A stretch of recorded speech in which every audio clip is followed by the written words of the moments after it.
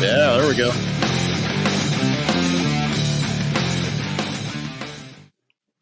A very quiet introduction to episode 3 of 49 Volts Podcast. I think we've settled on it, Eric. That's going to be the new theme music.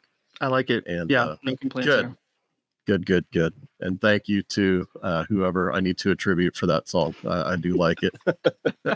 I put it in the video description, but thanks a bunch for that. So, hey, everybody, welcome again. Episode 3 of the 49 Volts Podcast. I am your host, Josh, and have my friend here, Eric Brinks from Spintly. How you doing? I'm doing great, man. How are you?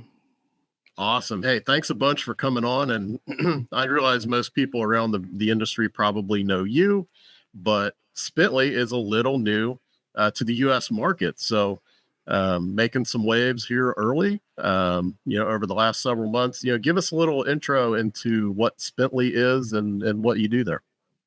Sure. And, thanks for having me on. Appreciate the opportunity. And I think more people probably know you than me. So, you win on that one. But it's not for anything good, though. I didn't specify that. I'll let you know that one. But, yeah, man. So Spintly has been around for, about 5 years now, based in India, access control company, went to market kind of full solution. And, what we realized recently is we have some pretty cool technology that would actually be more advantageous to some of our, you can call former competitors. So this year we sort of relaunched ourself and our brand as an access control platform.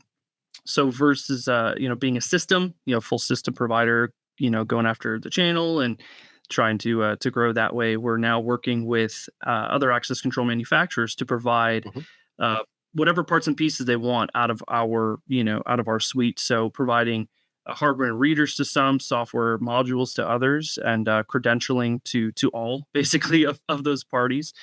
So yeah, it's been really interesting so far. Have gotten a ton of traction here early, and so yeah, really excited about what we're doing. So is this product line, is this like a traditional approach, like some of the big names we're used to, or are you doing things a little bit differently with Spintly?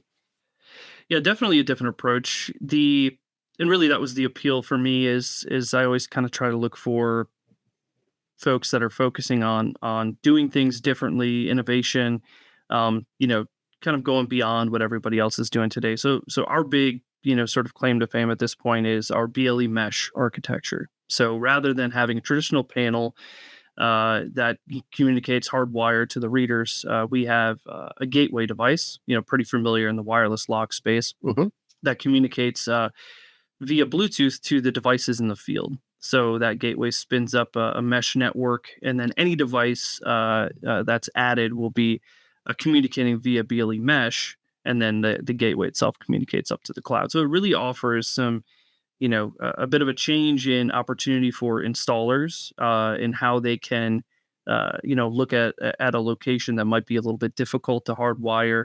It provides sort of a fresh look, and then looking toward the future with that device, it opens up a ton of opportunity with devices outside of just access control. So we're really focusing on becoming more of, a building IoT platform that includes access control.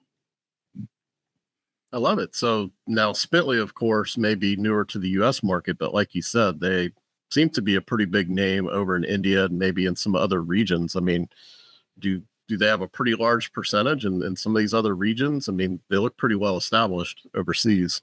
Yeah, for sure. And that's some of the excitement for me, is I get to kind of operate in this startup environment here in the US while having a really solidified platform and customer base, especially in India. So we do have some other markets, but India was a pretty wide open market.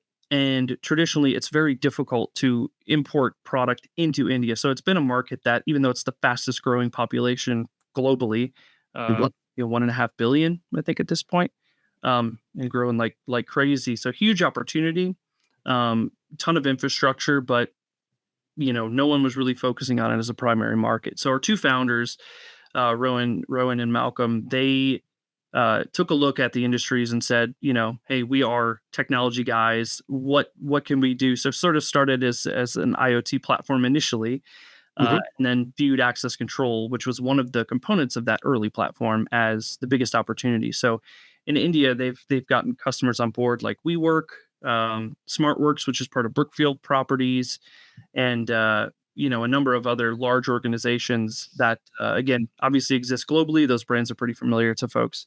Yeah. We've capital markets. That also adds to not only the appeal of the platform, but gives folks a lot of confidence that like, hey, we can deploy our hardware, software in these environments, and do so with a lot of success. Man, that's great. Well, I'm very excited for you. It sounds like a really exciting opportunity, and you know, you've been working really hard at it. So Yeah, pretty great to see.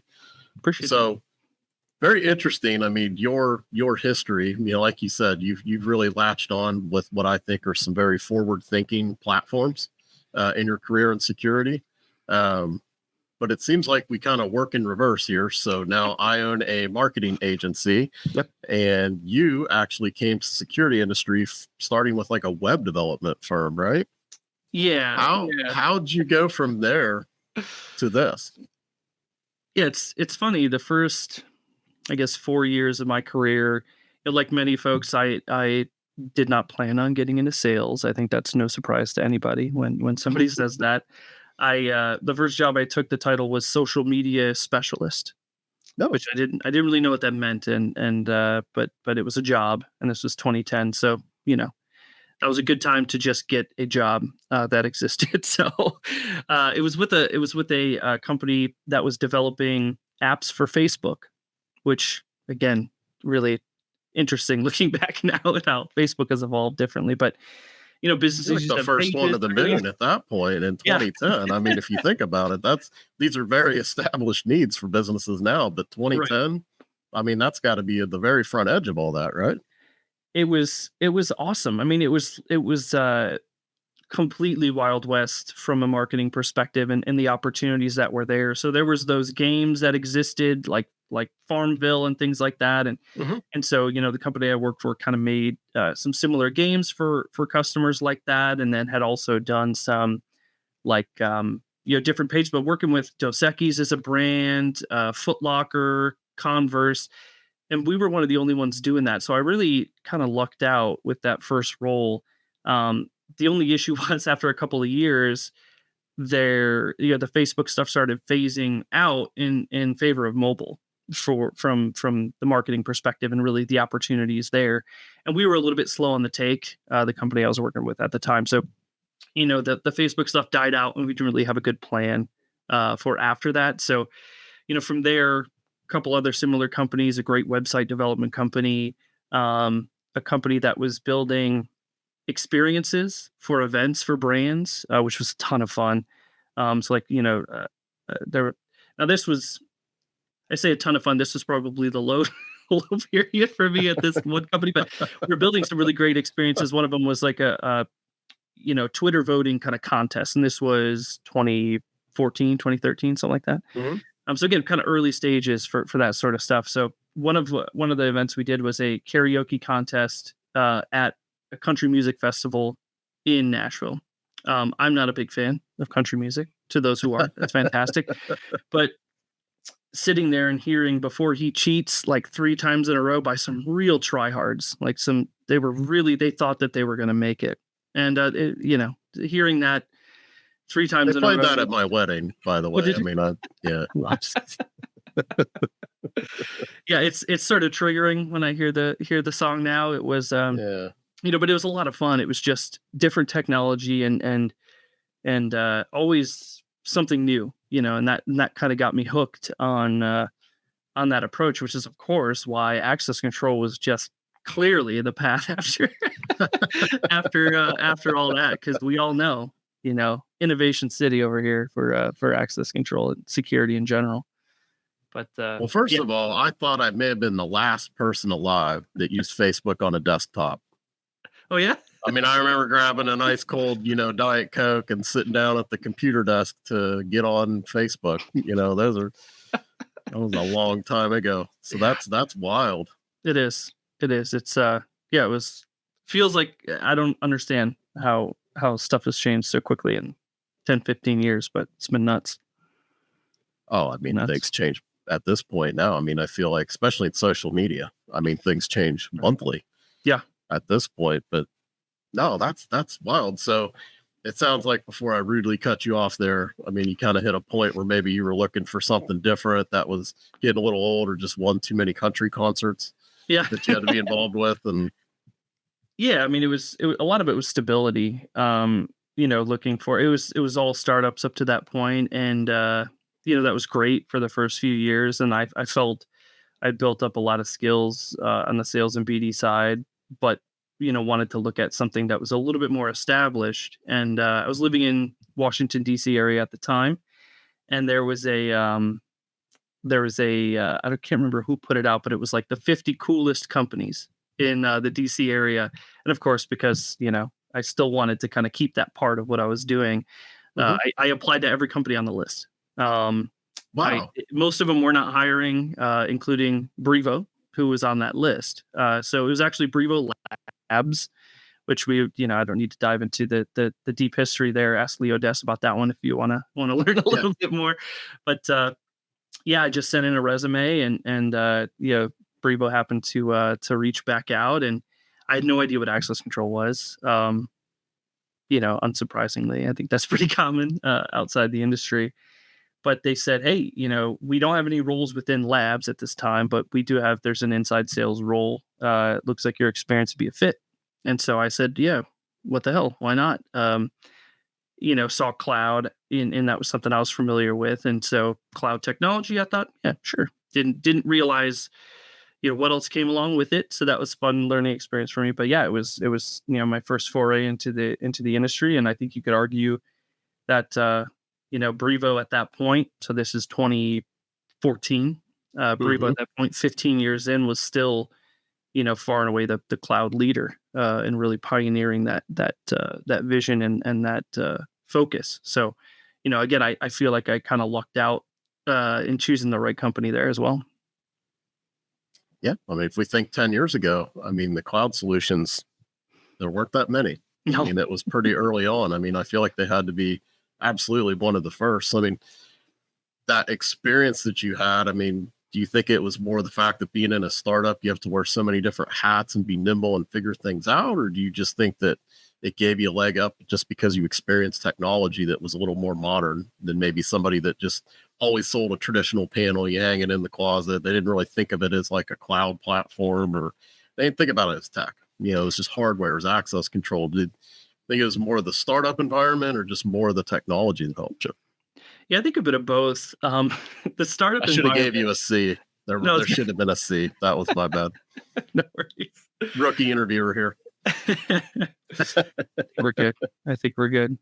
So it's funny, for better or worse, being in a startup environment from the get go has given me a false sense of ownership, probably within organizations, and a, Mm, a louder voice than I probably deserve most of the time. But mm, it sort of allowed me to, gave me the confidence to jump in. And that was always my mentality: is I'm a part of this, and I can, my yeah, feedback matters. What I have to say matters, whether it did or not. It gave me the confidence to kind of jump in and start making a little noise, which I think was always helpful. And having sold a platform before, cloud platform with subscriptions and things like that, things that were yeah, definitely foreign to security and still are, for a lot of folks. That experience definitely helped out a ton. And then, being able to learn from folks that really, most of them sort of grew up in Brevo and in that environment. So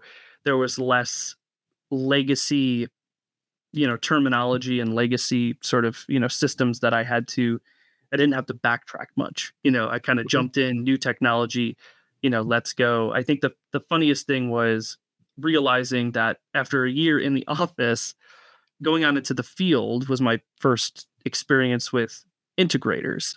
right, And that was interesting for me as well, because it was the opposite, right? It was these guys had grown up on non-cloud systems, so things like subscriptions, or we always try to use that word versus fees, right? Things like that were so unnatural at the time, and so it was mhm, it was a great opportunity because it was a ton of education.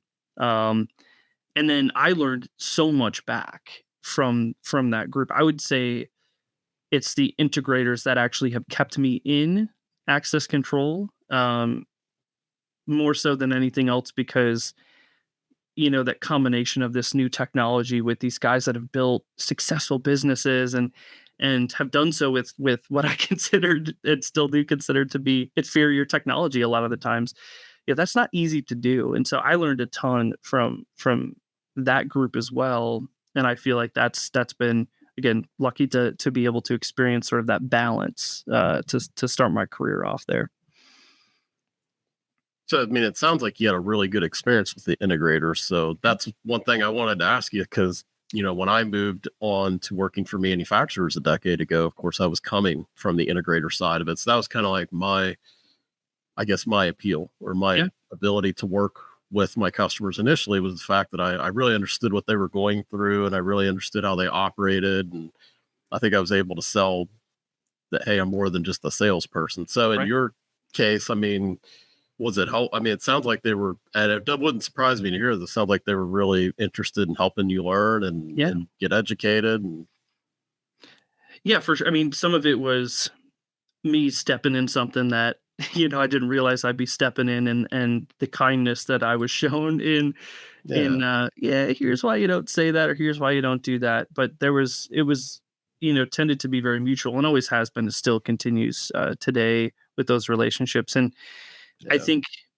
going in as 20, I don't know, mid 20s guy that didn't have the experience and trying to say like, hey, with that RMR, you could, the value of your business. And they're looking at me like, the hell do you know about a successful business? And sort of that balance of, appreciating what I saw as a great lifestyle business for a lot of these folks where it's like they have their own business. They make their own schedule. They get to work with the people they want to work with. Appreciating kind of that small business mentality hmm, and recognizing that that's the appeal of that versus not everybody needs to be the biggest and the best or whatever. Just folks that want to deliver a great solution to their customers and then provide fantastic support after the fact. There's so much I respected from that. So that kind of mutual respect and mutual growth I think was invaluable to me. It was awesome. And so the key for others out there who may be new to the industry, embrace the channel, embrace the Grace, integrators, learn sure. from them, build a relationship. Don't just walk in and say, hey, idiots, you don't know anything if you don't buy my stuff and you don't. I've seen that happen before. Yeah. That's probably not a good approach in any industry. I don't No. think it's just ours. I mean, how do you feel things are looking now in that subscription world? I mean, do you think that it's working better now versus maybe 10 years ago? Do you think that that's because they're changing their processes to, for me, I always thought as an integrator, you have the way that you pay your salespeople, the way that you win customers, and you kind of structure your accounting, and really everything kind of revolves around how you sell your products. So Right. I always felt like maybe it was just a challenge to say, okay, well, this doesn't really fit any of that. So it's really hard for me to just try it. But I mean, I feel like everybody understands the value of it, not just for themselves, but for their customers. Right. So, I mean, Right. do you also sense that, or do you think that we're still kind of license oriented?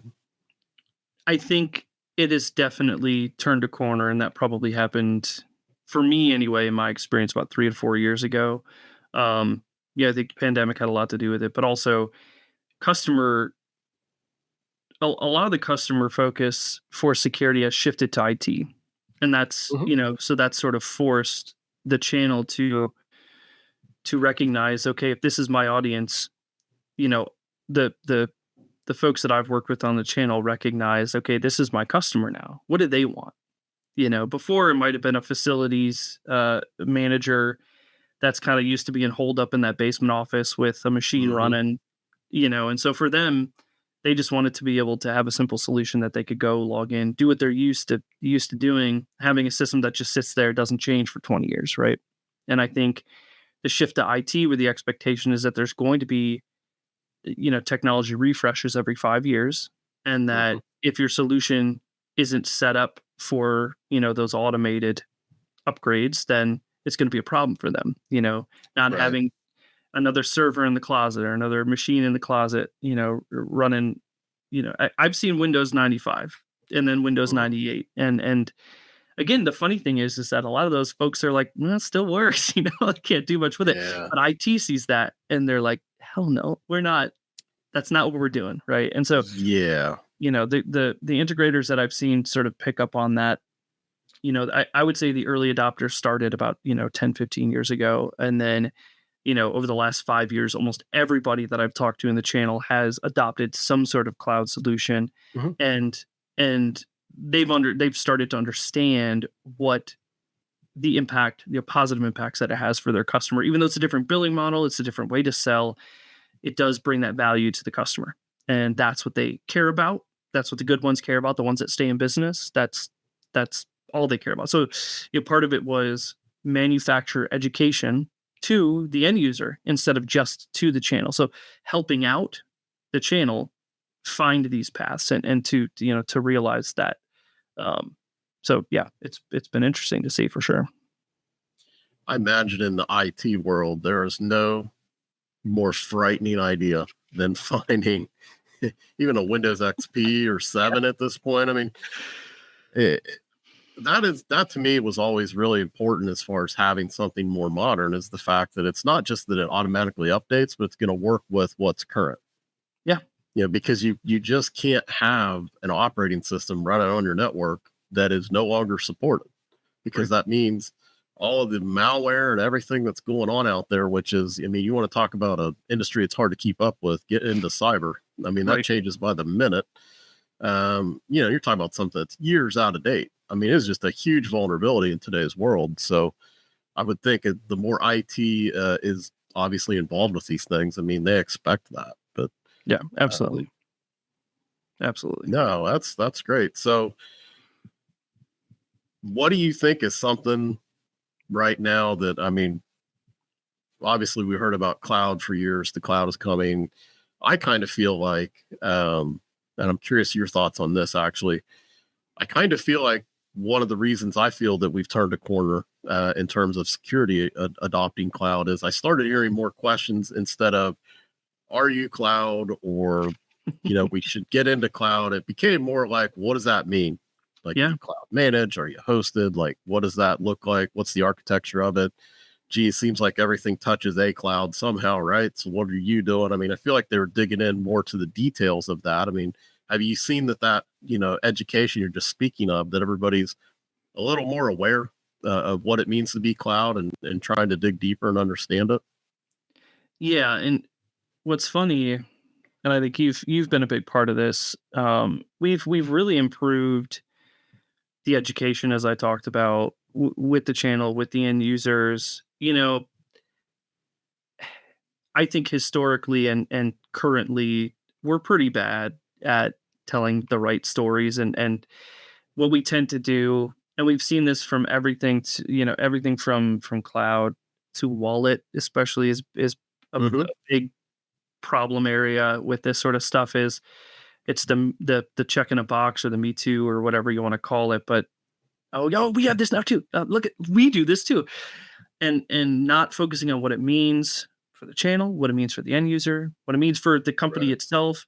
It's just, I think we've been so product focused from a marketing perspective that the very few people know how to tell these stories, and the ones that do maybe don't either, aren't given the opportunity to let their voice be heard, or um, they're not spending the money on the marketing side to get that done. And the ones that are, I mean, you can really tell the difference of how an integrator for one system will talk about that solution versus another, right? And the difference being somebody's been educating them or they've figured it out on their own, the next layer, right? We've always Hmm. been very surface level, I guess is what I'm trying to say. Like there's so Yeah. much depth beyond what is cloud, what is mobile, what are badges, right? And now we're really digging in to the depth. And I think to me that's the exciting thing, because that's, I've always tried to focus on that, but it's not easy to do, especially when it's, when everything that's being sent out or published or whatever is just like, hey, this is now this, and we now offer this. It's a BLE credentials, wallet. I still see the same sort of problems over and over, the same sort of lack of depth. And, that's the opportunity to me, is you're starting to see more of it, Mhm, but a lot of it is driven outside of our industry too. You look at Apple and Google and how they're talking about mhm. wallet and the ecosystem, and then you still see most manufacturers just saying, "Hey, we now offer wallet. You can do this." Beep, with the reader. And it's like, that's great. It does. It's great. It's great technology. It works really well. It's fast, it's easy, it's all of this stuff. It's familiar to customers. But Mhm. what does it mean? Like, what is it actually doing, and what opportunities is it creating, and everything else? Those are still, there's still another layer we have to peel back for people to really start to understand. But like you said, it's we tend to be slow in the industry, 5 to 10 years behind IT. Probably, you could argue. I think it used to be about 10 years. Now I think it's 3 to 5. We're closing the gap a little bit. I would So agree. it's Yeah. encouraging to see for sure, but there's still so much work to be done, and it's going to take a consistent push from the entire industry to really make it happen. Yeah, maybe I'm out in left field on this, but I feel like that focus on the IT departments now. Hmm. The integrator is having to deal with IT departments now almost all of the time. And of course, that rolls up to the manufacturer as well. I know we get a lot of cyber surveys and a lot of detailed questions about architecture and how things works. I mean, do you think that maybe these IT departments not accepting just that base layer of data or information, and you know it's cloud, you're good? I mean they're not going to just buy that, right? They want to Right. understand, they want to know where you're storing this in the cloud, and where is this data, and how do I get it back or make sure it's deleted if I want it deleted, and does it meet regional requirements? And I mean, they're not going to just take that at face value. So to me, it feels like, I think the IT industry has actually helped. Like you said, 3 to 5 years, that may be accurate. And I mean, it's definitely not 10 anymore. No. I mean, I think that we keep pretty close pace now, and I think that they're really holding our industry accountable. Yeah, I think the accountability piece, that's huge, because, like you said, that they don't just take stuff at face value. They don't say, it's not like, oh, hey, cool, I can use my phone to get in the door. Neat, let's buy it. That's not how the teams evaluate from an IT perspective, and it has changed everything. Because the other part of it is, what else does IT manage? Every other system that is used by employees, every other system. Yeah. Even the HR systems that are used for onboarding employees are generally vetted by IT, and IT wants everything connected to those systems, right? So that's another kind of area of being a part of the rest of the organization instead of being a silo. And historically, the argument was, well, you want to be a silo because it's security. You want it to be separated. But it's really it's put this, like, this idea now. People are starting to understand that, like, oh, we're security is actually a segment of IT instead of it being its own thing. And when you start to realize that, then you can start to look, sit back and say, well, what else is available here? You know, uh, there's systems now, right, that control security, but also identity, but also the HR systems, but also, even building IoT devices, right? Everything pulled into one platform, because that's really, a single interface. Even though these are different systems being used, IT is fine with that. And the other thing, if anybody's still not talking to IT, they're the ones with the money. So Yeah. that's the other big thing, is like, they've got the money to spend. So they're the ones that you want involved, even if they don't have to be, because if they like something that they see, they'll they'll spend the money on it. So again, that's all part of the education piece, and part of, like, okay, what's important to IT, right? And you talked about it. It's the depth of, okay, cool, it's cloud. Where's it hosted? both location and company. Where's your data hosted? How is it controlled? How is it secured? Is it secured at rest? Is it, secured? Is it encrypted transmission? All these things which we've sort of taken for granted, honestly, in everything that we've been doing. It's helped shape so much of what we've done over the last 5 to 10. And, again, like you said, we're much more in lockstep now than we ever have been, for sure. It's amazing to me. I mean, I was at MCSE back when NT 4.0 was my core competency as a. Do you even know what that is? Most people don't. I was going to ask you. I don't know either. That's when Windows, Windows wouldn't connect to a network. Okay. So it started. I was a CNE and CNA with Novell. So Novell Network was how you established a client server network. And it was a separate piece of software you'd install on a computer so you could even have a network. And then NT was basically Microsoft's response to that. So you would have an NT server that would enforce all the policies of the network and establish that that peer-to-peer and client server network, whichever way you were doing it back then. And I mean, I remember connecting. There was like one type of modem that would connect to NT. It had very few drivers to connect to things.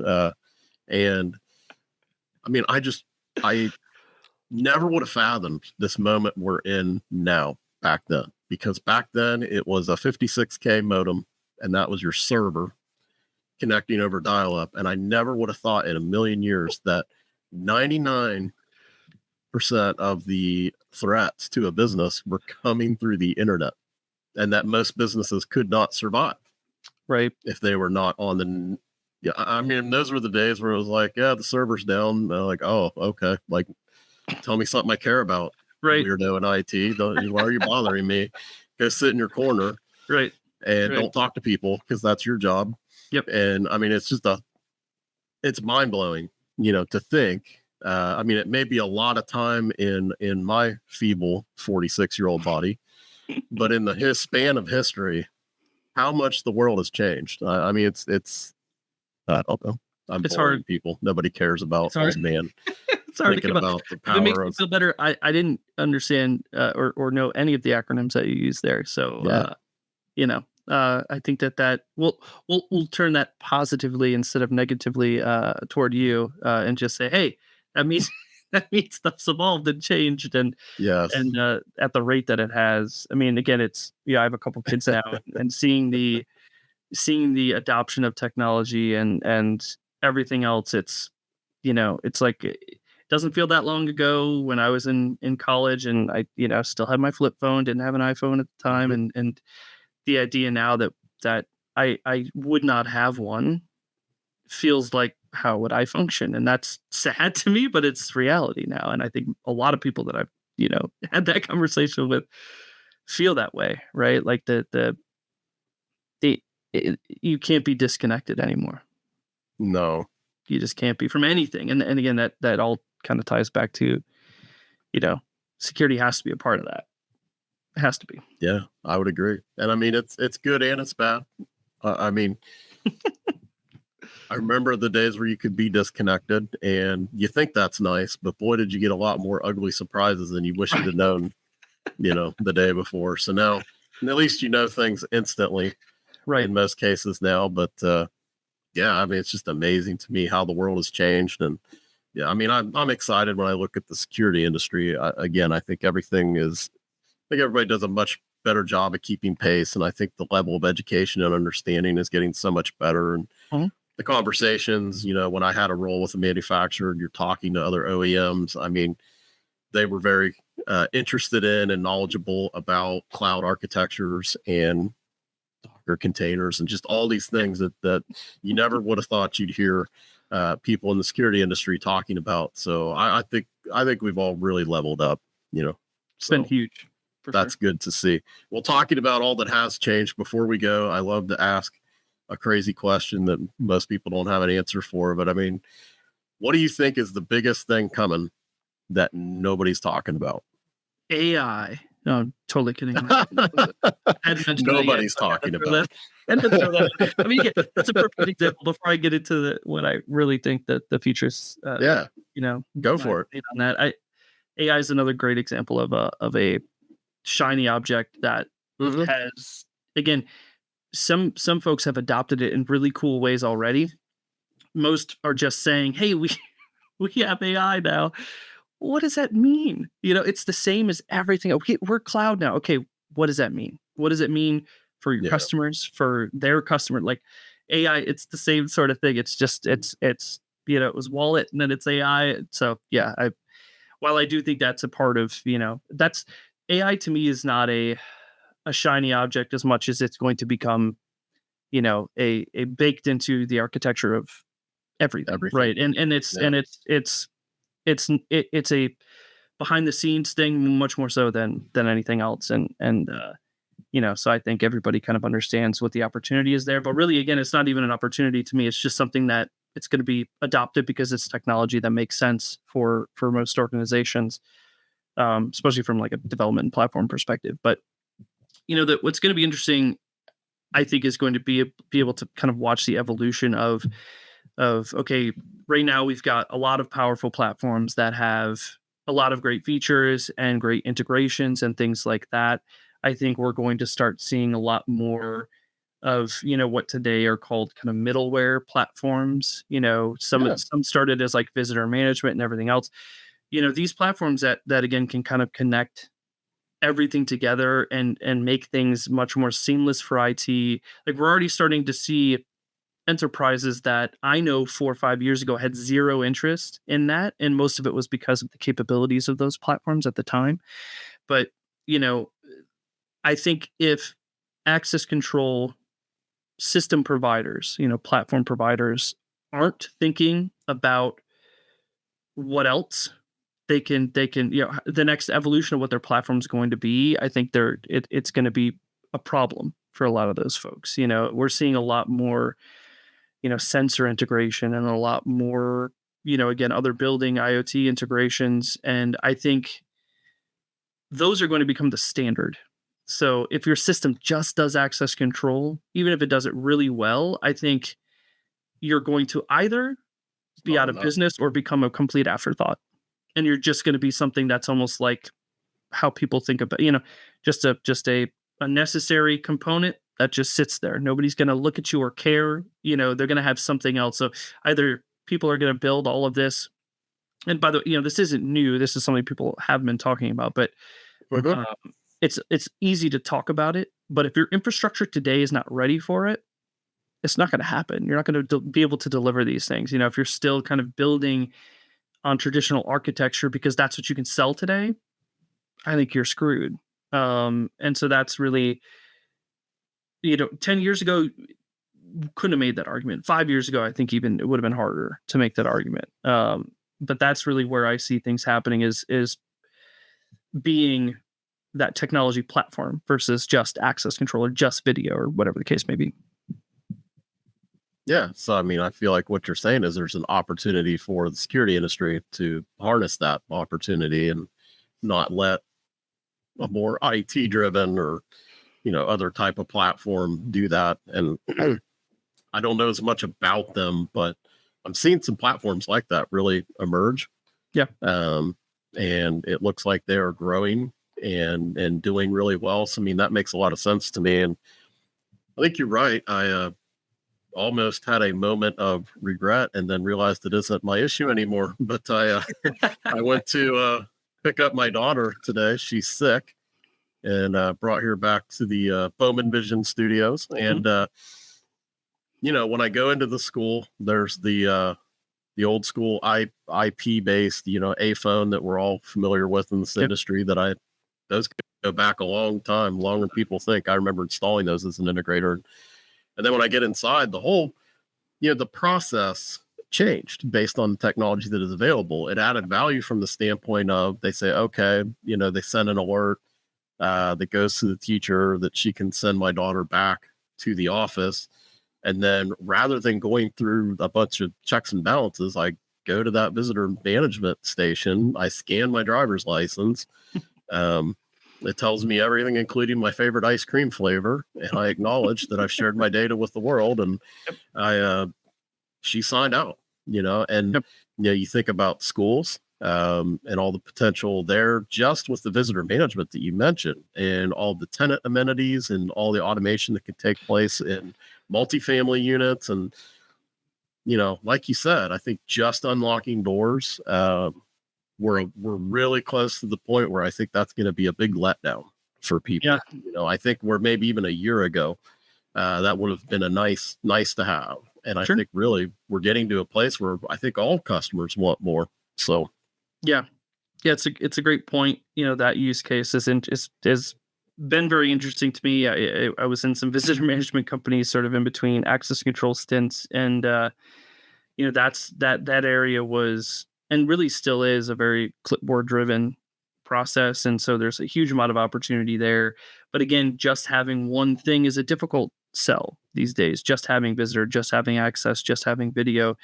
So that's where I think we're going to see a ton of evolution, some consolidation of companies, some integration is going to hit next level, I think, with how folks are working with one another.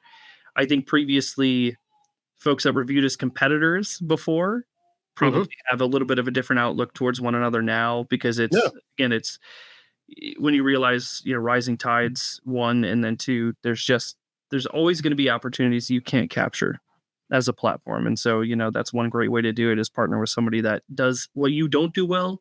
They do it really well. That's a great way to do it. And then the last thing I'll say is, when you look at what Amazon is doing and you look at what Apple has done with driving wallet into the industry, that's it.